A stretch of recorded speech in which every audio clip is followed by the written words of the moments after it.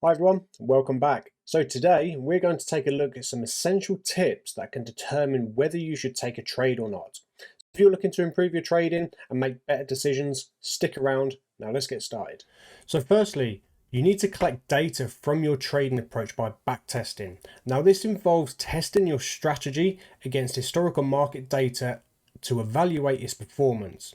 As you backtest your strategy, make sure you log your trades in a journal to analyze their outcome. Once you have a clear understanding of your strategy's performance, you can then set ground rules for your trades. Now, these might include entry and exit points, stop loss levels, risk management rules, and other factors to help you make informed trading decisions.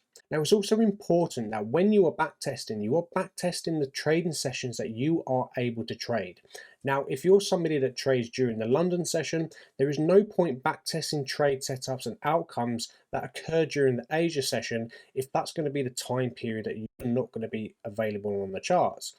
Likewise, if you live in the Asia trading session, there's no point backtesting trade setups in New York, for example, if that is a time period that you are not available to be present during that trading session.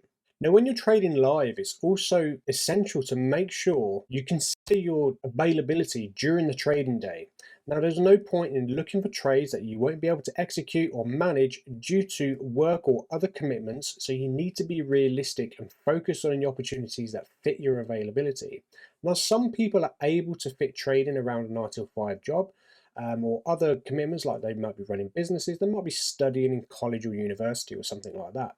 So it's important that you are able to adjust your trading schedule around commitments such as these so that you can have realistic expectations for your trades. Now, to make the most of your trading time, consider setting up alerts or notifications for specific market events or conditions. So this could be setting alerts on specific POIs, support and resistance, trend lines, high impact news events, things like this, depending, whatever trading approach you have, whether you're smart money, trend lines, support and resistance, patterns, stuff like that. Make sure you use these alerts, and then when those are triggered, if you are able to step away momentarily from like your day job or anything like that, you are then going to be better prepared to take hold of that trade. If you are not able to, then you'll just have to miss the trade and come on to the next available trade setup. So next up is your mindset. Now, there's many tips and tricks out there when you really go into the deep intricacies of psychology, but there's some quick tips that anyone can implement into their trading plan very quickly and very easily. Now, some of these tips include: if you are feeling unwell, you've had a rough day, or you are just simply tired, simply do not trade.